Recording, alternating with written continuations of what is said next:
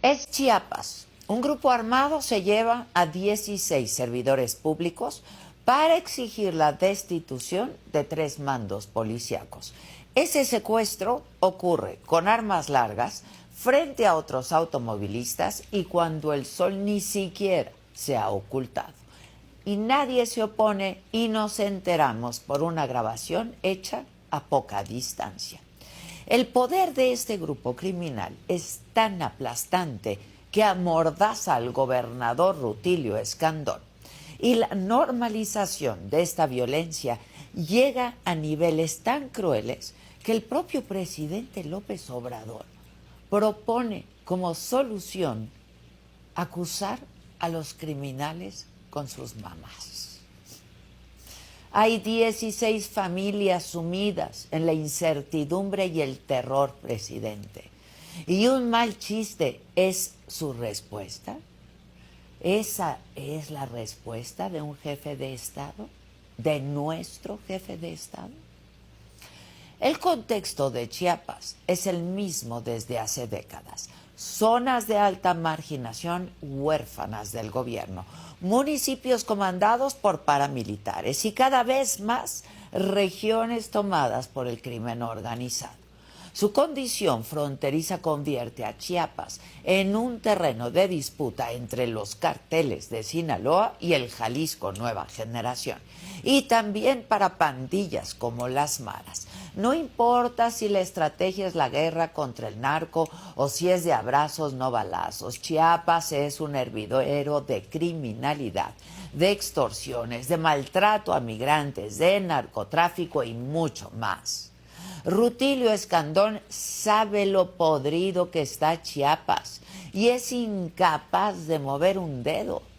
Se llevaron inicialmente a 33 empleados de su Secretaría de Seguridad, pero luego este grupo armado se quedó solo con 16 hombres. Horas después se difundió un video donde las víctimas dicen que su liberación depende de la destitución de 3 mandos policíacos. Y luego, en otro video, se les ve hincados, sin mirar a la cámara, aturdidos. Llenos de pánico, repiten una y otra vez la frase: por favor, no tenemos que pagar justos por pecadores. Tras el secuestro, las horas siguieron pasando y las familias de las víctimas seguían sin respuesta. Desde el gobierno federal y el estatal había información contradictoria. Unos hablaban de liberación, pero nadie, absolutamente nadie, daba la cara. Hay 16 familias angustiadas, hombre.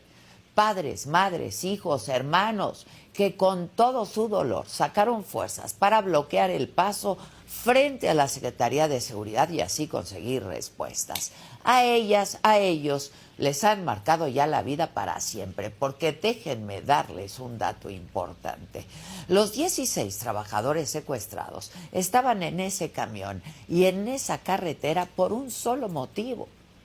Era el transporte que los llevaba a casa luego del trabajo. Insisto, hay 16 familias que nunca van a volver a vivir igual, porque la violencia es esa herida que el cuerpo siempre recuerda. Varias de esas familias hablaron con algunos periodistas y sus palabras son la encarnación del abandono del gobierno, de la orfandad.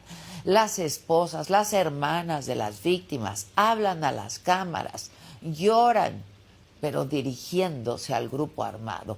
Piden que liberen a sus papás, a sus hermanos, sus esposos, a sus hijos.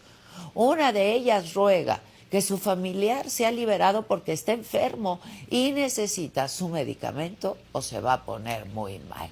Esa escena retrata la forma en que las víctimas consideran que están absolutamente en manos de los criminales, que sus familiares salgan vivos. El escenario de un gobierno, de autoridades efectivas que logren la liberación, ni siquiera aparece como una posibilidad. En Chiapas, el puente entre el gobierno y las víctimas está hecho cenizas. No puede ser de otra forma, luego de tantos años de orfandad, de abandono y de silencio. Saben que el gobierno estatal los ha dejado solos. Rutilio Escandón, ese hombre por el que votaron los chiapanecos, se ha escondido en el silencio. Deja a las víctimas consumirse en la incertidumbre. Y el gobernador ya se rindió. Y si no es así, entonces, pues que dé señales de que las vidas ajenas le importan, de que el poder es para servir. Y el presidente, Andrés Manuel López Obrador, que dice que pone primero a los pobres, usó su enorme poder, su gigantesca tribuna cada mañana en Palacio Nacional para decir que iba a acusar a los criminales con sus mamadas. ¿De verdad, presidente? ¿Ese es el presidente que prometió sacar de la miseria al sureste y pacificar al país? Acusándolos a los criminales con sus mamás. El presidente de los 30 millones de votos, el presidente de los 150,000 asesinatos. Ese es el presidente que el sábado va a celebrar 5 años de haber ganado las elecciones. Y nos va a decir que hoy estamos mejor, aunque en Chiapas el dolor queme hasta la entraña. Yo soy Adela.